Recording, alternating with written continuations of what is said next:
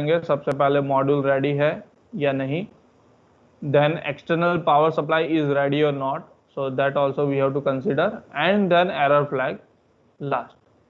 तो यहाँ पे जैसे कन्वर्जन का ऑप्शन नहीं मिलेगा हमें, कन्वर्जन का सिग्नल, तो ये है logic basically. So external power supply ready और not, so this signals we have to take care and then we can start our program. So उसके बाद हम क्या करेंगे, सबसे पहले समझो कि आउटपुट देंगे। क्या प्रिकॉशन लेना है कि कहाँ चला गया, एलिमेंट सिलेक्शन विंडो निकल गया, ओके। तो अभी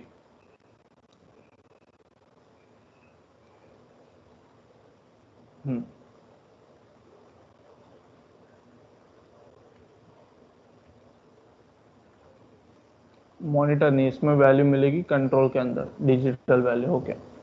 सो मूव, उसके बाद ये चैनल 1 का डिजिटल वैल्यू, अभी ये आउटपुट के अंदर आएगा क्योंकि now this value is output value.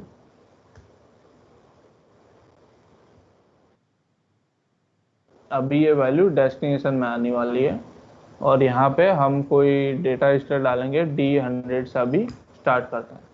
So this is the value we have written in the digital value, okay. और उसके बाद हम क्या करेंगे, पर्टिकुलर उस चैनल को, यानी ये है चैनल नंबर 1 के लिए। So for that channel number 1 we have to output this particular, यानी we have to enable the channel.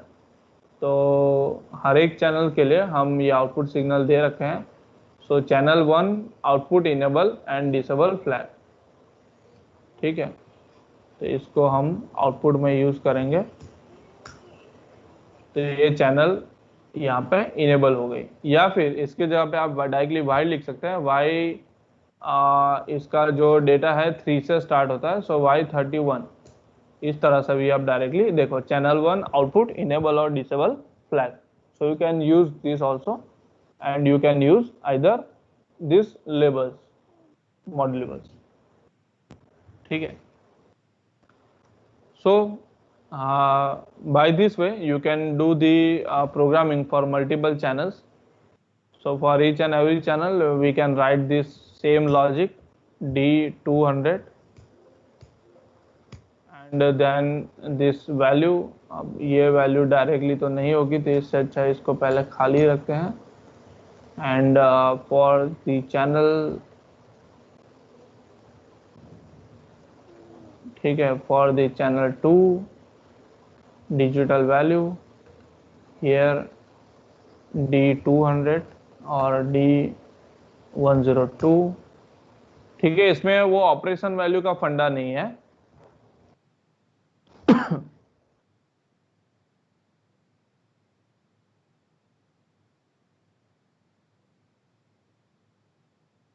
ठीक है। इसको हमने लास्ट में लिया तो ये ऑटोमेटिकली इसने आउटपुट का ही कॉइल ले लिया एट द एंड, ओके। इस तरह से आप एनालॉग आउटपुट के लिए भी प्रोग्राम बना सकते हो। सो देन क्लियर करने के लिए भी सेम, एरर क्लियर अगर करना है तो सेम लॉजिक आप एनालॉग इनपुट की तरह भी क्रिएट इसमें कर पाओगे। So like if I want to clear the error, then check the error code, it means check the error, then after checking the error clear the error, okay।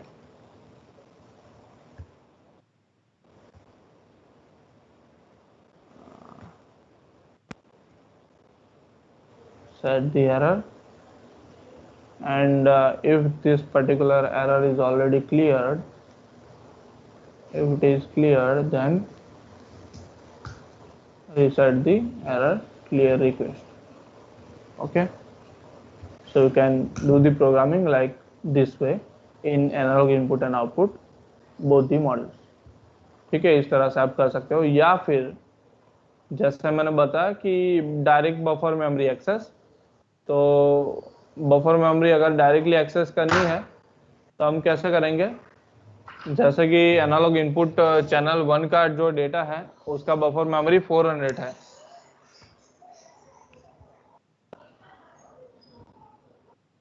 तो उसका buffer memory 400 है। So we can write directly move you. अभी ये जो analogue input है इसका starting IO है 2 से स्टार्ट होता है, ठीक है, 20 से स्टार्ट हो रहा है।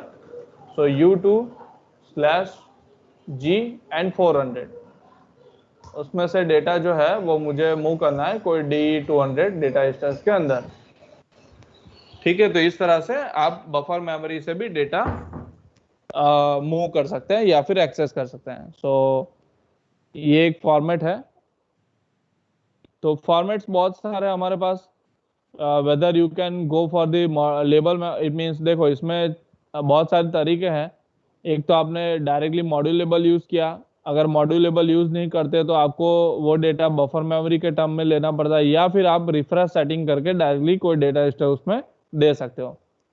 सो this are the different methods to access only a single data, यानी कि जो इंटेलिजेंट फंक्शन मॉड्यूल रहता है उसका डेटा इस तरीके से एक्सेस कर सकते हैं, ठीक है,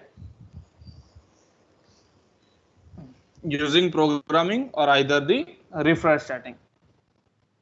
लेकिन ध्यान रखना कि या तो मॉड्यूल अगर आप यूज करते हो तो उस टाइम पे रिफ्रेश मत करो। यानी बेसिकली इसमें क्या रहता है, मेमोरी का थोड़ा रहता है, लाइक कि मॉड्यूलेबल अगर जैसे मैंने यूज किया है तो पीएलसी की जो मेमोरी है इसमें मॉड्यूलेबल ज्यादा डेटा कंज्यूम करते हैं बेसिकली, क्योंकि मॉड्यूल लेबल ऐड करने से सारे मॉड्यूल के लेबल यानी मॉड्यूल लेबल के सारे डेटा ऐड हो जाते हैं, even whether we are using और नॉट। सो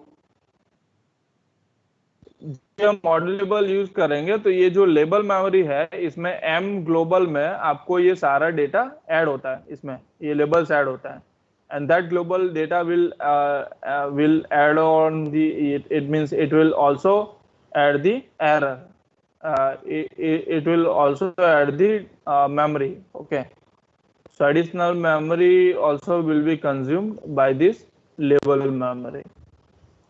तो आप जैसे ये कब चेक कर पाओगे इसको, जैसे मैं राइट करता हूँ, राइट करने के टाइम पे आप मेमोरी को चेक करिए एक बार, तो उससे भी आपको पता कहाँ चला गया, अरे बंद हो गया और नहीं हुआ, फिल्टर F4, अरे एरर, हाँ हाँ ठीक है ठीक है ठीक है ठीक है, 400,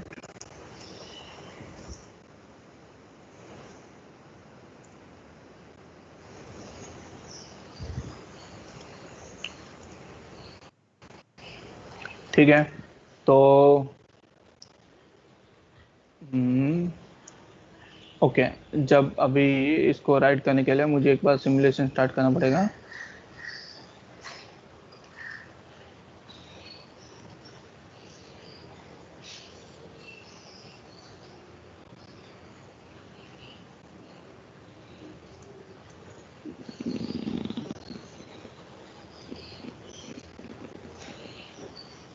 ओके अभी देखो यहाँ पे आप जब भी जैसे रीड या राइट करते हो तो उस टाइम पे साइज कैलकुलेशन करते हैं। सो साइज कैलकुलेशन से हमें मेमोरी पता चलेगी कि कितनी मेमोरी अभी है, लाइक कि प्रोग्राम मेमोरी अभी इतनी ही consume, okay we are just select by select all, we just do this,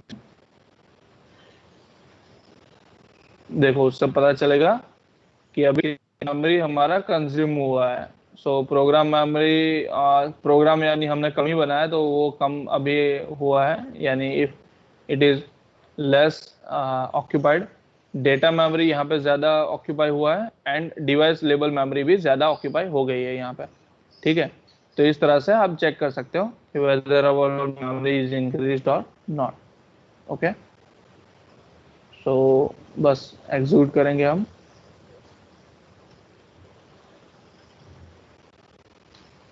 अभी तो आई थिंक हम एनालॉग का डेटा चेक नहीं कर पाएंगे because this function is not available in simulation, because physical hardware is not there ना। Okay, तो इस तरह से हम डेटा जो है वो बफर में चेक कर सकते हैं, यानी we can access the analogue values. Okay okay, तो तो और फंक्शंस हम देखते हैं, जैसे मल्टीपल प्रोजेक्ट कैसे क्रिएट करता है। तो एक तो मैंने दिखा दिया, इसमें अलग अलग जैसे प्रोग्राम्स हैं, स्कैन टाइप है, फिक्स स्कैन टाइप है, इवेंट है, स्टैंड बाय है एंड नो एग्जीक्यूशन। तो स्कैन का मतलब है ये रेगुलर स्कैन इंटरवल में प्रोग्राम स्कैन होते रहते हैं, ठीक है सीक्वेंस में। इनिशियल प्रोग्राम यानी सिर्फ इनिशियल ही प्रोग्राम, यानी स्टार्टिंग में जब हम पीएलसी को ऑन करते हैं और पीएलसी को रन करते हैं, तो सिर्फ वो पहले स्कैन के लिए इनिशियल का प्रोग्राम रन करता है, ठीक है। फिक्स स्कैन जो है, फिक्स स्कैन इंटरवल में आप अपने हिसाब से टाइम दे सकते हैं। तो फिक्स में जो भी प्रोग्राम आप अगर राइट करते हैं, सो वो जो प्रोग्राम है वो पर्टिकुलर उस फिक्स इंटरवल के अंदर ही एग्जीक्यूट होगा।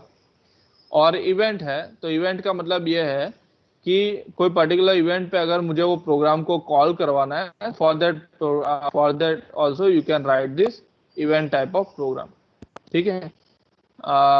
उसके बाद है स्टैंड बाय। तो स्टैंड बाय यानी कि ये प्रोग्राम जो है मेमोरी में रहेगा, but it will not come into the scan. तो उसको स्कैन करने के लिए हमें एक अलग से या तो हम इसको stand by PLC master and stand by का जब ऑपरेशन करते हैं तब इसको हम एग्जिस्टेंस में ला सकते हैं, या फिर क्या एक इंस्ट्रक्शन रहती है जिससे हम इसको स्टैंड बाय प्रोग्राम को कॉल भी कर सकते हैं, ठीक है।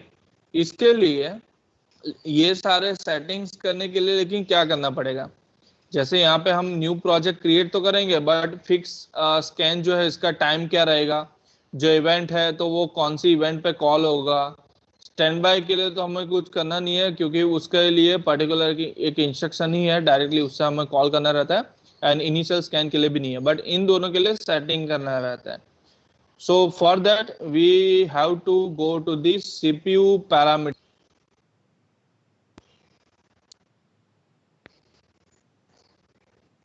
और उसमें program setting and program setting के अंदर यहाँ पे प्रोग्राम सेटिंग के अंदर यहाँ पे दो सेटिंग है, एफबी फंक्शन एंड प्रोग्राम के लिए। सो फॉर मल्टीपल प्रोग्राम्स, जैसे ये अभी मेन प्रोग्राम है, तो मेन प्रोग्राम है मेरा स्कैन एग्जीक्यूशन के अंदर, ठीक है। तो ये जैसे स्कैन एग्जीक्यूशन है उसमें मेन प्रोग्राम है, मेन के अंदर फिर मल्टीपल प्रोग्राम्स हैं, ठीक है। उसी तरह से स्कैन के अंदर अगर जैसे मैं यहाँ पे एक और ऐड करता हूँ मेन वन करके, या फिर दूसरा नाम देके, तो वो भी हम यहाँ पे क्रिएट कर सकते हैं, ठीक है। सो जैसे समझो कि दूसरा मैं प्रोग्राम बनाता हूँ, यहाँ पे ये स्कैन एग्जीक्यूशन है, स्टैंड बाय है, इनिशियल है, फिक्स स्कैन है एंड इवेंट टाइप है।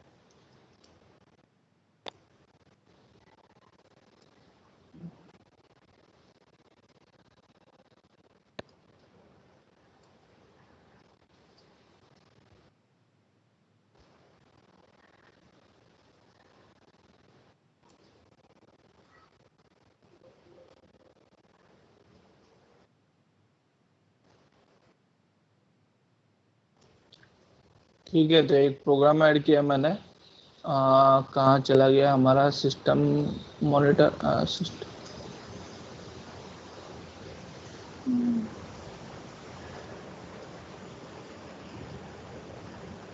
सिस्टम पैरामीटर निकल गया, ठीक है, कहाँ चला गया।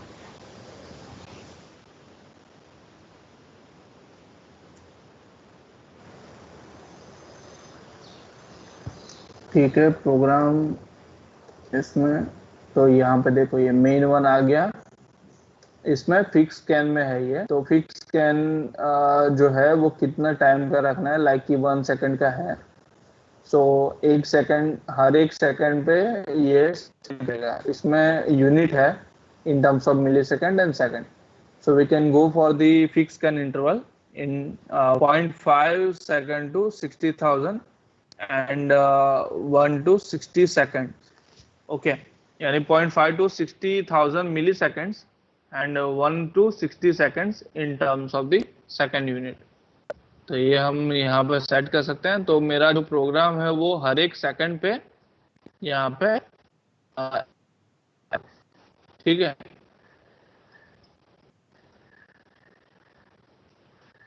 ठीक है, अभी इसमें डिटेल सेटिंग यानी क्या है कि हमें इसमें फाइल रजिस्टर यूज करने हैं कि नहीं करने प्रोग्राम में, लोकल डिवाइस या इंडेक्स रजिस्टर यूज करने हैं कि नहीं करने, तो उसके लिए सिर्फ हम इनेबल डिसेबल उसमें कर सकते हैं, तो वो पर्टिकुलर डिवाइस यूज होंगे या नहीं होंगे। So this setting we can bypass, actually इसके लिए कोई ज़रूरत नहीं है क्योंकि हमें सारे डिवाइस यूज करने हैं वो प्रोग्राम के अंदर। ठीक है, अब एग्जीक्यूशन ऑर्डर हम अप एंड डाउन, यानी कि जैसे देखो यहाँ पे एग्जीक्यूशन ऑर्डर हमने जो मेंशन किया है, लाइक कि मेन प्रोग्राम पहले एग्जीक्यूट होगा, मेन के अंदर जितने भी प्रोग्राम्स हैं वो पहले एग्जीक्यूट होंगे। ठीक है, उसके बाद ही ये मेन वन प्रोग्राम जो है वो एग्जीक्यूट होगा। तो ये जो सीक्वेंस में जो जो प्रोग्राम्स आते जाएंगे वो सारे प्रोग्राम एग्जीक्यूट होंगे। ठीक है,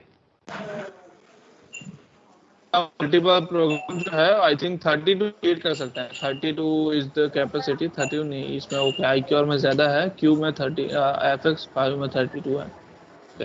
तो ऐसे 124 मल्टीपल प्रोग्राम्स हम क्रिएट कर सकते हैं।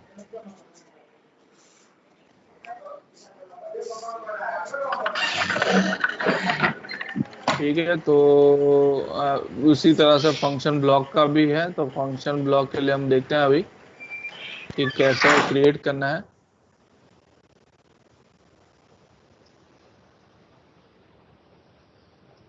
ठीक है, तो ये जैसे स्कैन में हमने क्रिएट किया, फिक्स में किया, समझो कि इवेंट में मैं करता हूँ एक प्रोग्राम अभी। ठीक है, ओके, तो इवेंट के लिए भी कैसा रहेगा, CPU पैरामीटर में गए, इसमें हमें इवेंट जो है वो बतानी पड़ेगी, like so which event, on which event it work. So इस पर डबल क्लिक करना है इवेंट पे, एंड आपको कौन सी इवेंट पे ये प्रोग्राम जो है उसको कॉल करवाना है। So whether you can go for the interrupt also, यानी इंटरप्ट यूज कर सकते हो या फिर कोई पर्टिकुलर बीट भी यूज कर सकते हो। तो यहाँ पे ऑप्शन है कि on off bit data true, उसके बाद है interruption occurrence and passing time. Passing time यानी टाइम बेस्ड, तो कोई इंटरप्ट अगर जनरेट होगी उसके अकॉर्डिंग भी टाइम अकॉर्डिंग है। पासिंग टाइम यानी कि जो भी टाइम आप यहाँ पे, ये एक तरह से यानी फिक्स इंटरवल हो गया, तो ये पर्टिकुलर वो टाइम भी आप देख सकते हो इसमें। एंड ऑन बीट यानी कि यहाँ पे जो बीट दोगे उसके अकॉर्डिंग, जैसे कि मैं यहाँ पे SM412 यानी कि हमारा एक साइकिल है, क्लॉक साइकिल, तो उसके थ्रू भी हम ये करवा सकते हैं एवरी दिस। अगर SM412 या फिर जैसे M बीट ले लिया तो वो पर्टिकुलर बीट जैसे ऑन ऑफ होता रहेगा, उस टाइम पे मेरा प्रोग्राम एग्जीक्यूट होता रहेगा। So using this we can do this option. It means ये event according to event we can create the program also. ठीक है, ओके, तो देखो clear the current value of the output timer NLT in this program with the execution first after clear. Okay, वो तो clear ये इसके लिए है कि यहाँ पे जैसे क्लियर का ऑप्शन हमने दे रखा है, तो whether you want to clear data or not, so this is optional. Okay. तो इस तरह से हम इवेंट यानी कि अलग अलग टाइप के प्रोग्राम हम क्रिएट कर सकते हैं, execution type, different execution type. ठीक है,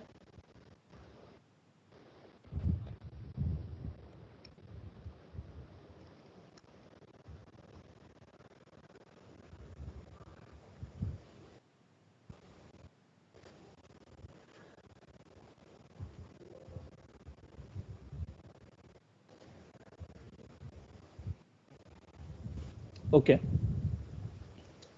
तो अभी फंक्शन ब्लॉक क्रिएट करके उसको मेन प्रोग्राम में कॉल कैसे करते हैं। ठीक है, तो वो हम देखते हैं अभी। फंक्शन ब्लॉक कैसे क्रिएट करना है और उसको कैसे कॉल करना है। सो यहाँ पे FB फंक्शन लिखा है, FB और फंक्शन, जैसे हम फंक्शन ब्लॉक क्रिएट करेंगे। ठीक है, so here we are having different option, like program block का मतलब है जो मेन प्रोग्राम बना रहा है वही, ये फंक्शन ब्लॉक इवन कुछ फंक्शंस भी क्रिएट कर सकते हैं और बाकी सारे डिवाइस कमेंट एंड एवरीथिंग है, तो इसकी अभी कोई जरूरत नहीं, but we are creating right now function block. ठीक है, इसका नाम जो भी आप देना चाहते हो यहाँ पे दे सकते हो। फंक्शन ब्लॉक का प्रोग्रामिंग लैंग्वेज कौन सा रहेगा, सो you can go for multiple languages. जैसे लैडर, ऐसा नहीं है कि मेन प्रोग्राम लैडर में बना है तो मैं फंक्शन ब्लॉक से लैडर में बनाऊंगा, तो वो आप यहाँ पे अलग से कर सकते हैं। तो right now I am using the ladder. इसमें इनेबल डिसेबल आपको यूज करना है, चलो इसको यूज करना है, नो, ठीक है। फाइल डेस्टिनेशन है एफबी फाइल एंड सब रूटीन टाइप, ठीक है, सब routine type and macro type. Macro यानी कि क्या होगा, एक तरह से ये मैक्रो फाइल बन जाएगी, फिर आप इसको चेक नहीं कर पाओगे इसका logic. So that is for the OEM FB construction. Okay, तो जैसे ये एफबी यहाँ पे हमने बनाया है, लिया है अभी, इसमें हम क्या करेंगे कि थोड़े से लेबल्स का यूज करेंगे और वो लेबल क्रिएट करके फिर हम प्रोग्राम बनाएंगे सारा।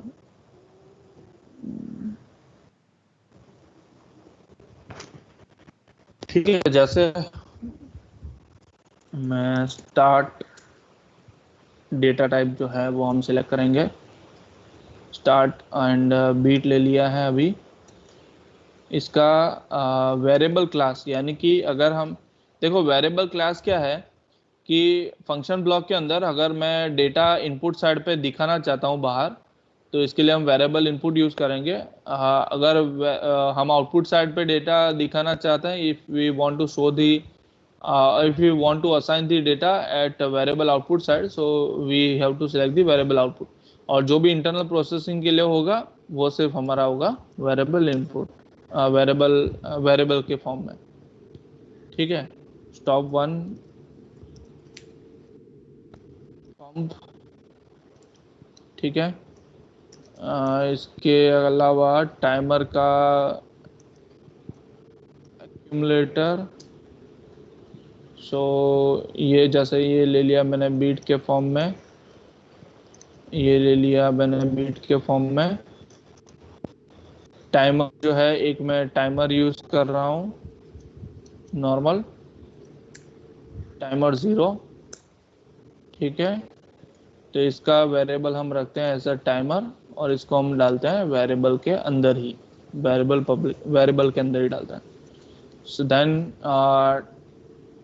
टाइमर का एक्यूमुलेटर और वो डालने की जरूरत है, यस डालेंगे, ACC यानी एक्यूमुलेटर एंड प्रीसेट वैल्यू जो हमें देनी है, प्रीसेट, ठीक है। इसको हम फ्लोट वर्ड में ही रखेंगे, we are using it as a word, ठीक है। और इसको एक्यूमुलेटर वैल्यू आउटपुट साइड रहती है, तो इसको आउटपुट में, और प्रीसेट वैल्यू इनपुट साइड पर रहेगी एंटर करने के लिए। So this will be in the output side, input side. उसके बाद रीसेट, प्रोसेस रीसेट करने के लिए एक रीसेट का बटन ले लेते हैं, और ये रीसेट का बटन भी हम इनपुट साइड पे यूज कर लेते हैं इसको, ठीक है। तो इस तरह से ये लॉजिक डाला करेंगे। तो ये लेबल्स क्रिएट किए हैं। लेबल का इनिशियल वैल्यू भी आप दे सकते हो कि इनिशियल वैल्यू क्या रहेगी। So initial value will be 0 for each and every labels. Accumulator का भी 0 रहेगा, प्रीसेट का भी, रीसेट का भी 0 है, तो वो हम यहाँ पे सेट कर सकते हैं, ठीक है। Initial values only, check, okay, no error found, then go to the program. तो अभी फंक्शन में जाएंगे, अभी यहाँ पे लॉजिक बनाएंगे। So start programme, start LDI stop, ठीक है। पैरेलल में LD एंड आउटपुट हमने लिया था पंप,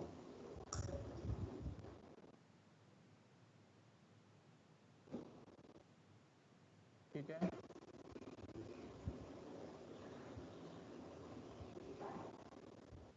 एक काम करते हैं, एक टेम्पररी वेरिएबल ले लेते हैं, temp 0 variable bit and okay, ठीक है, ठीक है। और उसको आउटपुट में भी टेम्प 0 यूज कर लेते हैं। ठीक है, वो जो टेम्प 0 है, इससे हम पंप को ऑपरेट करेंगे।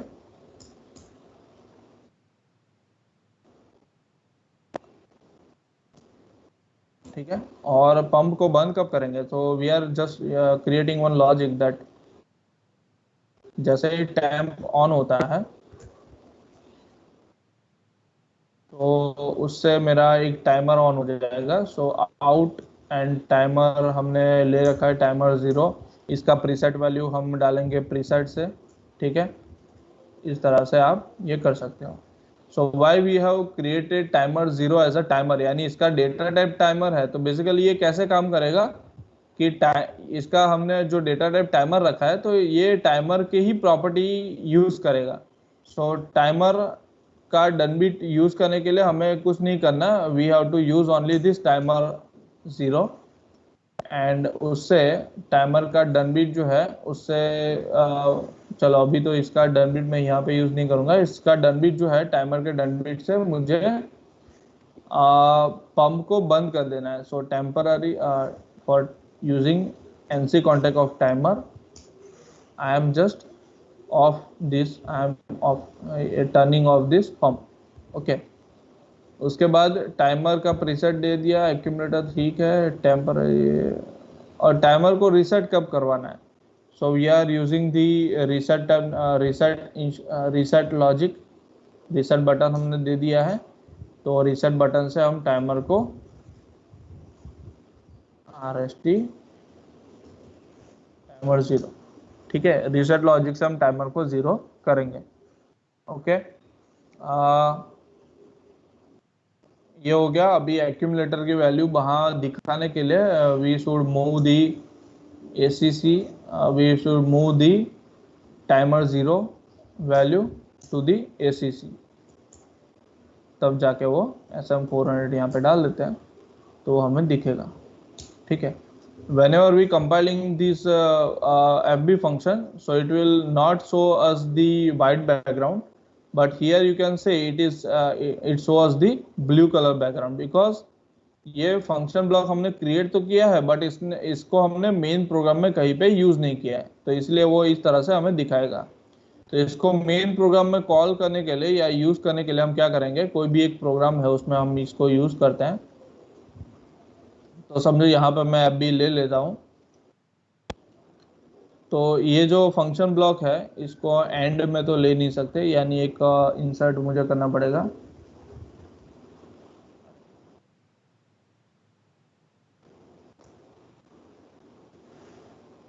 शिफ्ट इंसर्ट,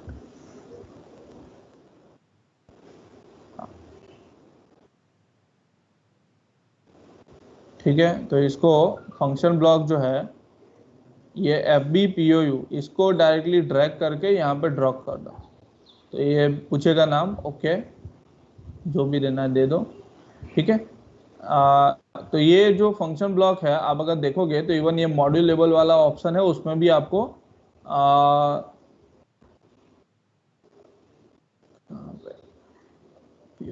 मॉड्यूल,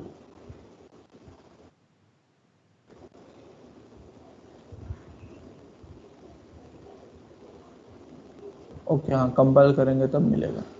ठीक है,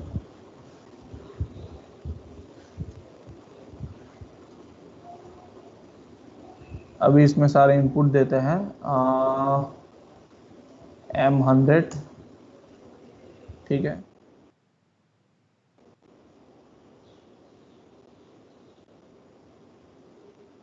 M101,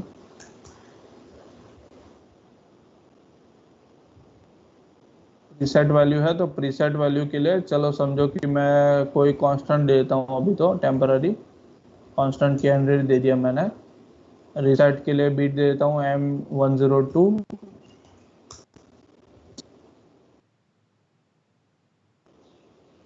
ठीक है, पंप के लिए हम आउटपुट यूज कर लेते हैं Y10, जो कि आउटपुट मॉड्यूल का एड्रेस है हमारा। एंड एक्यूमुलेटर के लिए कोई डेटा स्टोर ले लेता हूँ जिसमें ये डेटा स्टोर होगा। ठीक है, ये अगर ये हम नॉर्मली अभी यूज करेंगे इसको। ठीक है, फंक्शन ब्लॉक अभी हो गया।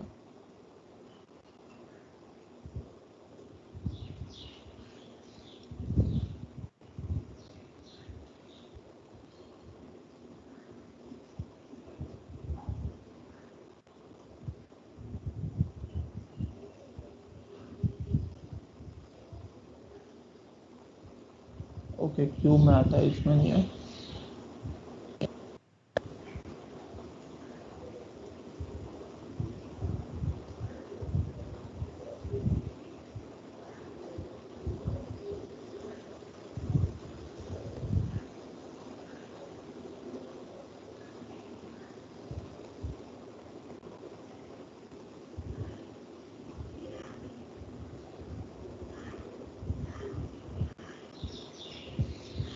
ओके लाइब्रेरी है नहीं हमारे पास, ठीक है। तो जैसे ये फंक्शन ब्लॉक अभी हमने लिया है, तो जस्ट उसको अभी कंपाइल करके हम इसको चेक कर लेंगे। Start simulation.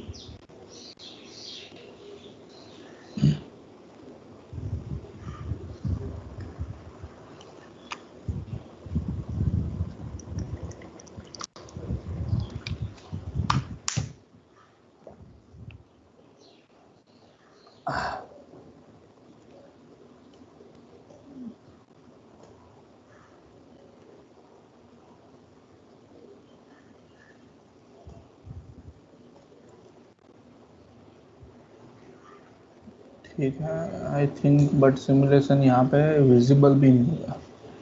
सो कैसे करेंगे, चल देखते हैं। यही एक प्रॉब्लम है।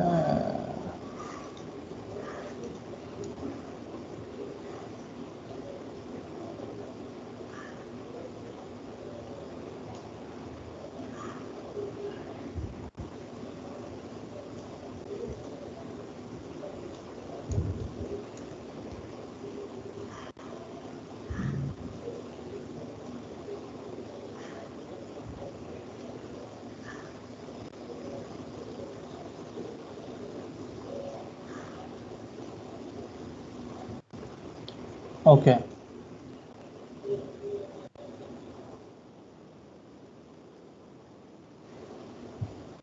तो अभी जैसे मैं ये बीट ऑन करूंगा तो एक्चुअली प्रोसेस जो है वो स्टार्ट हो जाएगी, बट यहाँ पे मॉनिटर नहीं हो पाएगा। ओके, मॉनिटर के लिए क्या करेंगे? Okay we can go with the, जैसे ये हम अभी इसको वॉच विंडो में रजिस्टर कर लेते हैं, ठीक है। ओके तो ये पूरा फंक्शन ब्लॉक यहाँ पे ऐड हो गया इसमें। तो जैसे हमने ट्रू किया तो देखो ये हो, ओके D300 में 100 हो गया है। तो इसको जैसे अभी मैं इसको ऑफ करता हूँ, रिसेट बटन प्रेस करता हूँ तो ये रिसेट हो गया, ठीक है। वापस से प्रोग्राम स्टार्ट करते हैं। सो देखो Y10 यानी कि पंप जो है वो ऑन है, एंड देन जो हमने टाइम दिया है 10 सेकंड, तो वो पर्टिकुलर टाइम खत्म होने के बाद वो पंप ऑफ हो जाएगा। अभी वापस से प्रोसेस रीसेट करनी है, so we will start with this reset button. वापस से प्रोसेस स्टार्ट हो जाएगी, ठीक है। तो इस तरह से ये फंक्शन ब्लॉक भी काम करता है। Even you for function block एक ही है, बट इसको मल्टीपल टाइम्स यूज कर सकते हैं, और जो जिस टाइम पे जो भी फंक्शन ब्लॉक का लॉजिक एग्जीक्यूट होता है उस पर डबल क्लिक करके आप डायरेक्टली वो लॉजिक पे जा सकते हो, ठीक है। तो जो भी एग्जीक्यूशन होता है वो चेक कर सकते हैं आप फंक्शन ब्लॉक। तो इस तरह से आप ये फंक्शन ब्लॉक जो है वो क्रिएट कर सकते हैं। ऐसे ही मल्टीपल फंक्शन ब्लॉक्स आप क्रिएट कर सकते हैं यहाँ पे। Same you can go for the multiple programs. तो मल्टीपल प्रोग्राम्स जो रहेंगे वो मल्टीपल प्रोग्राम आप टोटल 124 क्रिएट कर पाएंगे। एंड फंक्शन ब्लॉक जो है वो आप कितने क्रिएट कर पाएंगे, we can see here.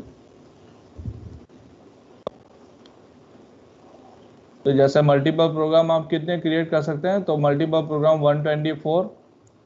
And जो फंक्शन ब्लॉक्स हैं तो वो भी जैसे यहाँ पे एफ बी फाइल आ गई, तो वो भी आप टोटल 64 यहाँ पे क्रिएट कर पाएंगे।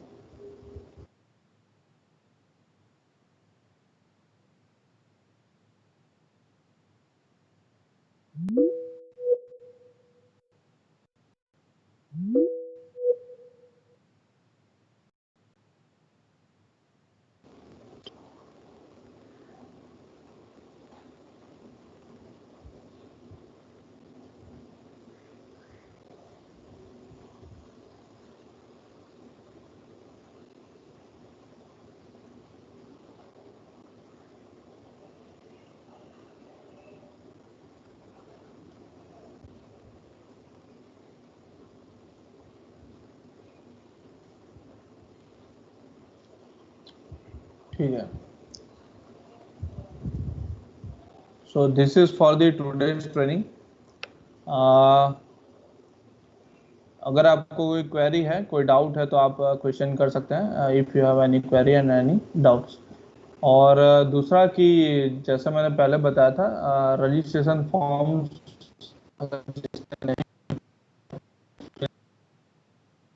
because I have just received the 20 responses only. Okay, attendance form मैं आपको जस्ट शेयर कर देता हूँ अभी।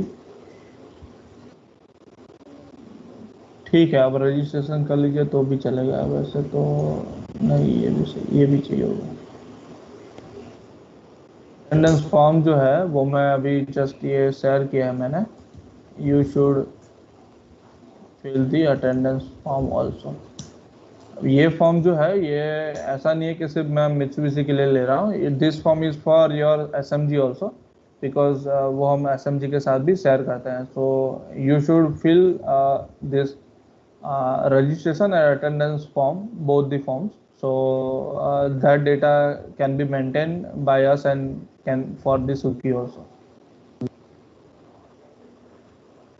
तो ये नेसेसरी है, आप ये याद करके आप इसको फिल कर देना।